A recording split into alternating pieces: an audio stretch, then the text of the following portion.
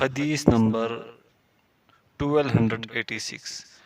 سیدنا انس بن مالک رضی اللہ عنہ بیان کرتے ہیں کہ رسول اللہ صلی اللہ علیہ وسلم نے فرمایا، لوگ ان چیزوں کے بارے میں سوال کرنا ہرگز نہ چھوڑیں گے جو ہونے والی نہیں، حتیٰ کہ یہ بھی کہیں گے کہ اللہ ہر چیز کو پیدا کرنے والا ہے، لیکن اللہ کو کس نے پیدا کیا؟ صحیح البخاری و صحیح مسلم۔ باب گمان کرنا۔ حدیث نمبر 1287۔ سیدنا ابو ہریرہ رضی اللہ عنہ بیان کرتے ہیں کہ رسول اللہ صلی اللہ علیہ وسلم نے فرمایا، بدگمانی سے بچو، بلا شبہ بدگمانی سب سے جھوٹی بات ہے۔ ایک دوسرے کی جاسوسی نہ کرو، دنیا حاصل کرنے کے لیے بڑھ چڑھ کر مقابلہ نہ کرو، ایک دوسرے سے پیٹ نہ پھیرو، آپس میں حسد نہ کرو، نہ ہی آپس میں بغض رکھو، اور اللہ کے بندو بائی بائی بن جاؤ۔ صحیح البخاری و صحیح مسلم۔ حدیث نمبر 1288۔ سیدنا انس رضی اللہ عنہ بیان کرتے ہیں کہ نبی کریم صلی اللہ علیہ وسلم اپنی ازواج مطہرات میں سے کسی اہلیہ کے ساتھ تشریف فرما تھے کہ اچانک ایک آدمی آپ صلی اللہ علیہ وسلم کے پاس سے گزرا، تو نبی صلی اللہ علیہ وسلم نے اسے بلا کر فرمایا، اے فلاں، یہ میری فلاں بیوی ہے۔ اس آدمی نے کہا، اگر میں کسی کے متعلق بدگمانی کرتا بھی تو آپ صلی اللہ علیہ وسلم کے متعلق بدگمانی نہ کرتا۔ آپ صلی اللہ علیہ وسلم نے فرمایا، بلا شبہ شیطان ابن آدم کے جسم میں ایسے دوڑتا ہے جیسے خون۔ صحیح مسلم۔ حدیث نمبر 1289۔ سیدنا عبداللہ رضی اللہ عنہ فرماتے ہیں، جس کی چوری ہوئی ہو وہ بدگمانی کرتا رہتا ہے یہاں تک کہ خود چور سے بھی بڑھ جاتا ہے۔ یہ روایت صحیح ہے۔ حدیث نمبر 1290۔ جناب بلال بن سعد اشعری رحمہ اللہ بیان کرتے ہیں کہ سیدنا معاویہ رضی اللہ عنہ نے ابو درداء رضی اللہ عنہ کو خط لکھا کہ مجھے دمشق کے فاسقوں کے بارے میں خط لکھو کہ کون کون فاسق ہے، تو انہوں نے کہا، مجھے دمشق کے فاسقوں سے کیا تعلق اور میں انہیں کہاں سے پہچانوں؟ اس پر ان کے بیٹے بلال رحمہ اللہ نے کہا، میں انہیں لکھ دیتا ہوں۔ چنانچہ اس نے ان کے نام لکھ دیے۔ آپ رضی اللہ عنہ نے پوچھا، تو نے کہاں سے معلوم کیا؟ پھر فرمایا، تو نے ان فاسقوں کو صرف اس لیے پہچانا کہ تو بھی انہی میں سے ہے، تو سب سے پہلا اپنا نام لکھ، اور آپ نے ان کے نام نہیں بھیجے۔ یہ روایت ضعیف ہے۔ باب لونڈی اور عورت کا اپنے شوہر کے بال مونڈنا۔ حدیث نمبر 1291۔ جناب مسکین بن عبدالعزیز بن قیس رحمہ اللہ اپنے باپ سے روایت کرتے ہیں، انہوں نے کہا کہ میں عبداللہ بن عمر رضی اللہ عنہما کی خدمت میں حاضر ہوا۔ اس وقت ایک لونڈی ان کے بال مونڈ رہی تھی اور کہا، بال صفا پاؤڈر جلد کو نرم کر دیتا ہے۔ یہ روایت ضعیف ہے۔ باب بغلوں کے بال اکھیڑنا۔ حدیث نمبر 1292۔ سیدنا ابو ہریرہ رضی اللہ عنہ بیان کرتے ہیں کہ نبی صلی اللہ علیہ وسلم نے فرمایا، 5 چیزیں فطرتی ہیں: ختنہ کرنا، زیر ناب بالوں کی صفائی کرنا، بغلوں کے بال اکھیڑنا، مونچھیں کاٹنا اور ناخن تراشنا۔ صحیح البخاری و صحیح مسلم۔ حدیث نمبر 1293۔ سیدنا ابو ہریرہ رضی اللہ عنہ بیان کرتے ہیں کہ نبی صلی اللہ علیہ وسلم نے فرمایا، 5 چیزیں فطرت سے ہے: ختنہ کرنا، زیر ناب بالوں کی صفائی کرنا، ناخن تراشنا، بغلوں کے بال اکھیڑنا اور مونچھیں کاٹنا۔ یہ روایت ضعیف ہے۔ حدیث نمبر 1294۔ سیدنا ابو ہریرہ رضی اللہ عنہ فرماتے ہیں، 5 چیزیں فطرت سے ہیں: ناخن تراشنا، مونچھیں کاٹنا، بغلوں کے بال اکھیڑنا، زیر ناب بالوں کی صفائی اور ختنہ کرنا۔ یہ روایت صحیح ہے۔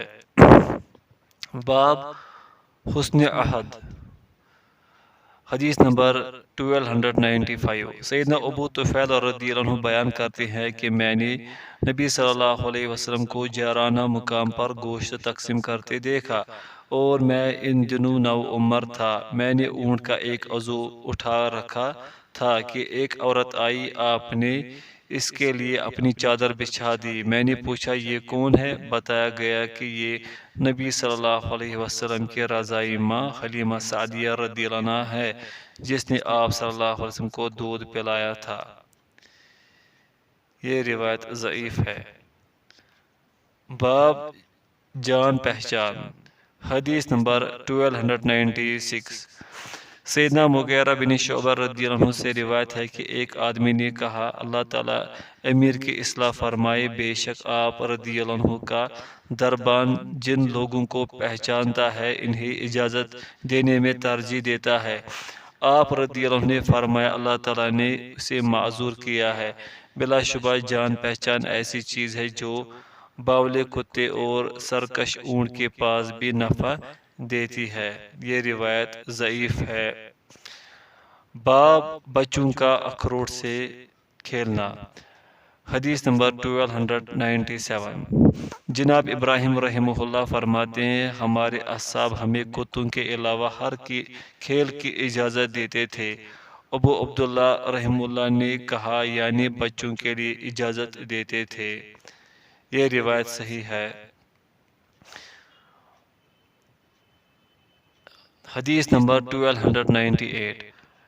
اہل خیر کے ایک بزرگ جن کی کنیت ابو عقبہ رحمہ اللہ ہے بیان کرتے ہیں کہ ایک مرتبہ میں سیدنا ابن عمر رضی اللہ عنہما کے ساتھ ایک راستے سے گزرا۔ آپ رضی اللہ عنہ حبشی لڑکوں کے پاس سے گزرے، انہیں دیکھا کہ وہ کھیل رہے ہیں تو آپ رضی اللہ عنہما نے 2 درہم نکال کر انہیں دیے۔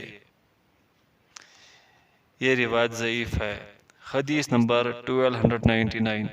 سیدہ عائشہ رضی اللہ عنہا بیان کرتی ہیں کہ نبی صلی اللہ علیہ وسلم میرے پاس میری سہیلیوں کو بھیجا کرتے تھے جو میرے ساتھ کھیلا کرتی اور وہ چھوٹی بچیاں ہوتی تھی۔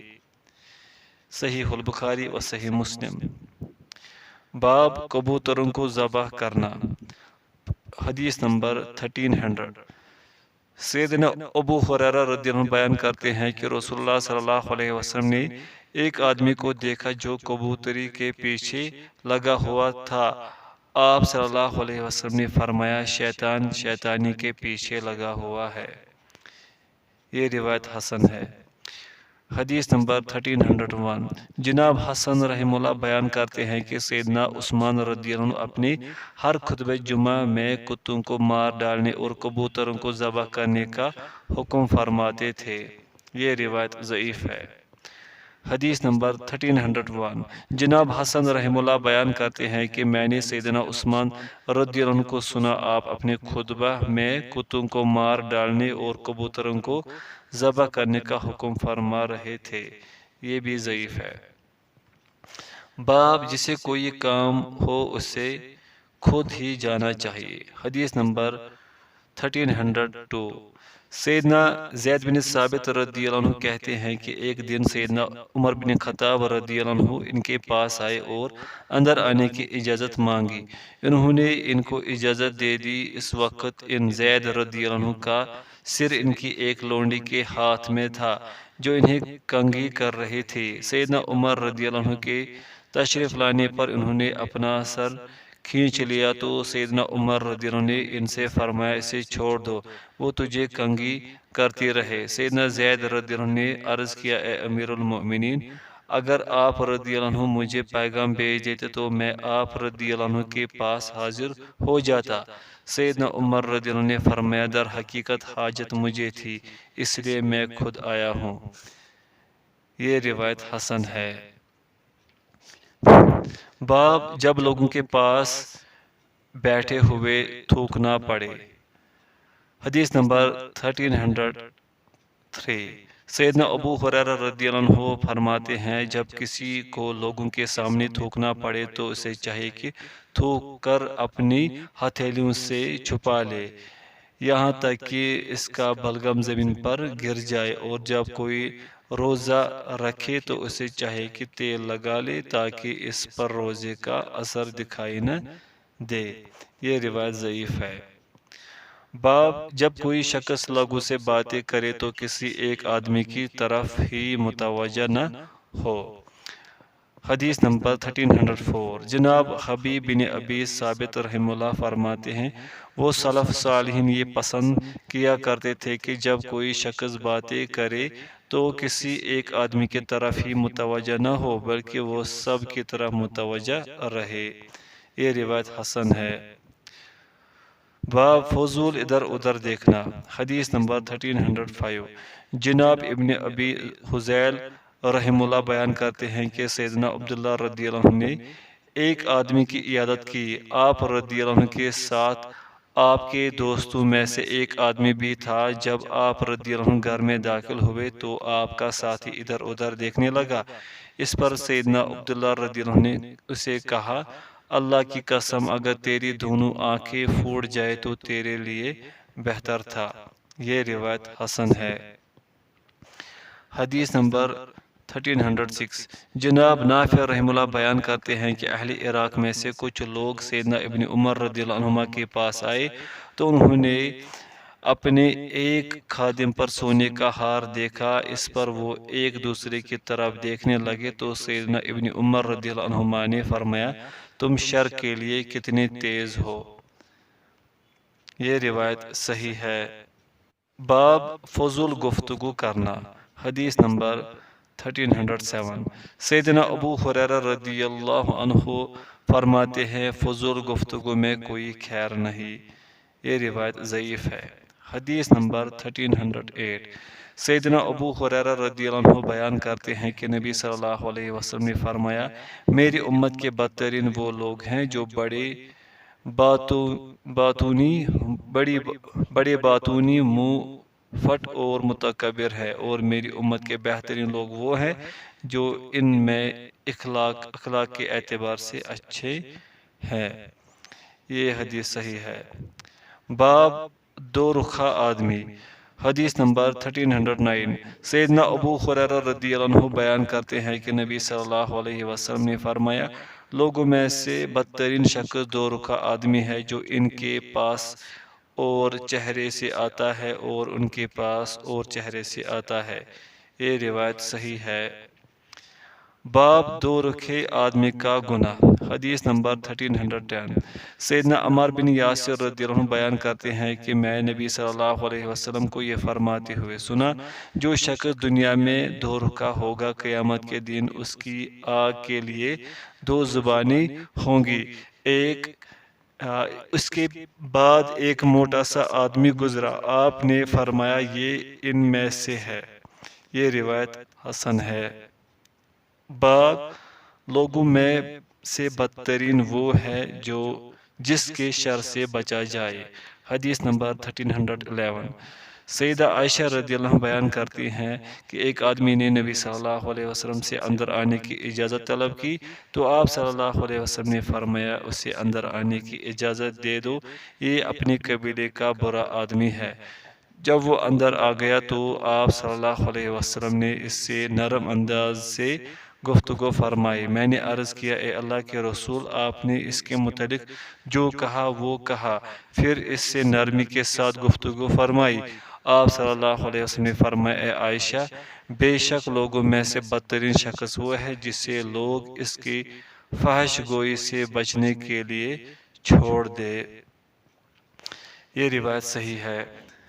باب حیا کا بیان۔ حدیث نمبر 1312 سیدنا عمران بن حسین رضی اللہ عنہ نے بیان کیا کہ نبی صلی اللہ علیہ وسلم نے فرمایا حیا خیر ہی لاتی ہے، تو بشیر بن کعب رحمہ اللہ کہنے لگے حکمت میں لکھا ہے کہ بے شک وقار حیا سے ہے۔ بے شک سکینت حیا سے ہے۔ اس پر سیدنا عمران رضی اللہ عنہ نے فرمایا میں تجھ سے رسول اللہ صلی اللہ علیہ وسلم کی حدیث بیان کر رہا ہوں اور تم مجھے اپنے صحیفے سے بیان کرتے ہو۔ صحیح البخاری و صحیح مسلم۔ حدیث نمبر 1313۔ سیدنا ابن عمر رضی اللہ عنہما فرماتے ہیں بے شک حیا اور ایمان دونوں ساتھ ساتھ ہے، لہذا جب ان میں سے ایک اٹھا لیا جاتا ہے تو دوسرا بھی اٹھا لیا جاتا ہے۔ یہ روایت صحیح ہے۔ باب بد اخلاقی کا بیان۔ حدیث نمبر 1314۔ سیدنا ابو بکر رضی اللہ عنہ بیان کرتے ہیں کہ نبی صلی اللہ علیہ وسلم نے فرمایا حیا ایمان میں سے ہے اور ایمان جنت میں داخل ہونے کا ذریعہ ہے، فحش گوئی بد اخلاقی میں سے ہے اور بد اخلاقی دوزخ میں لے جانے کا ذریعہ ہے۔ یہ روایت صحیح ہے۔ حدیث نمبر 1315۔ جناب ابن حنفیہ محمد بن علی رحمہ اللہ اپنے والد سیدنا علی رضی اللہ عنہ سے روایت کرتے ہیں کہ نبی کریم صلی اللہ علیہ وسلم باری سر والے موٹی آنکھوں والے تھے۔ آپ صلی اللہ علیہ وسلم جب چلتے تھے تو آگے کو جھک کر چلتے تھے، ایسا معلوم ہوتا تھا کہ اوپر سے نیچے کی طرف اتر رہے ہیں، اور جب کسی کی طرف متوجہ ہوتے تو پوری طرح متوجہ ہوتے تھے۔ یہ روایت حسن ہے۔ باب جب تجھ میں حیا نہ رہے تو جو جی چاہے کر۔ حدیث نمبر 1316۔ سیدنا ابو مسعود رضی اللہ عنہ بیان کرتے ہیں کہ نبی صلی اللہ علیہ وسلم نے فرمایا پہلے نبیوں کی تعلیمات میں سے جو بات لوگوں نے پائی وہ یہی ہے کہ جب تجھ میں حیا نہ رہے تو جو جی چاہے کر۔ صحیح البخاری۔ باب غصے کے بیان میں۔ حدیث نمبر 1317۔ سیدنا ابو ہریرہ رضی اللہ عنہ بیان کرتے ہیں کہ رسول اللہ صلی اللہ علیہ وسلم نے فرمایا بہادر وہ نہیں جو لوگوں کو پچھاڑ دے، در حقیقت بہادر وہ ہے جو غصے کے وقت اپنے آپ پر قابو رکھے۔ صحیح البخاری و صحیح مسلم۔ حدیث نمبر 1318۔ سیدنا ابن عمر رضی اللہ عنہما فرماتے ہیں اللہ تعالیٰ کے نزدیک اجر کے لحاظ سے کوئی گھونٹ غصے سے بڑھ کر نہیں جسے بندہ اللہ تعالیٰ کی رضا کی خاطر پی جاتا ہے۔ یہ موقوف ہے۔ باب جب غصہ آئے تو کیا کہے۔ حدیث نمبر 1319۔ سیدنا سلیمان بن سرد رضی اللہ عنہ بیان کرتے ہیں کہ دو آدمی نبی صلی اللہ علیہ وسلم کے پاس ایک دوسرے کو برا بھلا کہنے لگے، پھر ان میں سے ایک کو غصہ آیا اور اس کا چہرہ سرخ ہونے لگا تو نبی صلی اللہ علیہ وسلم نے اس کی طرف دیکھ کر فرمایا میں ایک ایسا کلمہ جانتا ہوں کہ اگر یہ اس کلمہ کو پڑھ لے تو ضرور اس کا غصہ جاتا رہے۔ وہ کلمہ یہ ہے اعوذ باللہ من الشیطان الرجیم، میں شیطانی مردود سے اللہ کی پناہ چاہتا ہوں۔ یہ سن کر ایک آدمی اس شخص کی طرف اٹھا اور کہا تجھے معلوم ہے آپ صلی اللہ علیہ وسلم نے کیا فرمایا ہے؟ آپ صلی اللہ علیہ وسلم نے فرمایا اعوذ باللہ من الشیطان الرجیم کہہ لے۔ اس پر وہ شخص کہنے لگا کیا میں تجھے پاگل نظر آتا ہوں؟ صحیح البخاری صحیح مسلم۔ حدیث نمبر 1319۔ سیدنا سلیمان بن سرد رضی اللہ عنہ بیان کرتے ہیں کہ میں نبی صلی اللہ علیہ وسلم کے پاس بیٹھا ہوا تھا کہ دو آدمیوں نے آپس میں ایک دوسرے کو برا بھلا کہنا شروع کر دیا، پھر ان میں سے ایک کا چہرہ سرخ ہو گیا اور اس کے گلے کی رگیں پھول گئی۔ نبی کریم صلی اللہ علیہ وسلم نے فرمایا بے شک میں ایک ایسا کلمہ جانتا ہوں کہ اگر یہ اسے کہہ لے تو اس کا غصہ جاتا رہے۔ لوگوں نے اس سے کہا بے شک نبی صلی اللہ علیہ وسلم نے فرمایا ہے کہ تو شیطان مردود سے اللہ کی پناہ مانگ لے۔ اس آدمی نے جواب دیا کیا مجھے جنون لاحق ہے؟ صحیح البخاری و صحیح مسلم۔ باب جب غصہ آئے تو خاموش ہو جائے۔ حدیث نمبر 1320۔ سیدنا ابن عباس رضی اللہ عنہما بیان کرتے ہیں کہ رسول اللہ صلی اللہ علیہ وسلم نے فرمایا تعلیم دو اور آسانی پیدا کرو 3 بار، اور جب تجھے غصہ آئے تو خاموش ہو جا۔ یہ بات 2 مرتبہ فرمائی۔ یہ روایت صحیح ہے۔ باب اپنے دوست سے ایک حد تک ہی محبت کر، حدیث نمبر 1321۔ جناب محمد بن عبید کندی رحمہ اللہ اپنے والد سے روایت کرتے ہیں، انہوں نے کہا کہ میں نے سیدنا علی رضی اللہ عنہ سے سنا، آپ رضی اللہ عنہ ابن قوا رحمہ اللہ سے فرما رہے تھے، کیا تجھے معلوم ہوا کہ پہلے زمانے کے لوگوں نے کیا کہا؟ انہوں نے کہا ہے تو اپنے دوست سے ایک حد تک محبت کر، ہو سکتا ہے کسی دن تجھے نفرت ہو جائے، اور اپنے دشمن سے ایک حد تک ہی نفرت کر، ہو سکتا ہے کسی دن تجھے محبت ہو جائے۔ یہ روایت حسن ہے۔ باب تیری نفرت ہلاک کر دینے والی نہ ہو، حدیث نمبر 1322۔ سیدنا عمر بن خطاب رضی اللہ عنہ فرماتے ہیں، تیری محبت فریفتہ کر دینے والی نہ ہو اور تیری نفرت ہلاک کر دینے والی نہ ہو۔ راوی کہتا ہے، میں نے عرض کیا، یہ کیسے ہوتا ہے؟ آپ رضی اللہ عنہ نے فرمایا، جب تو محبت کرے تو بچے کی طرح فریفتہ ہونے لگے، اور جب نفرت کرے تو اپنے ساتھی کی ہلاکت کو پسند کرے۔ یہ روایت صحیح ہے۔ الحمدللہ، کتاب مکمل ہوئی۔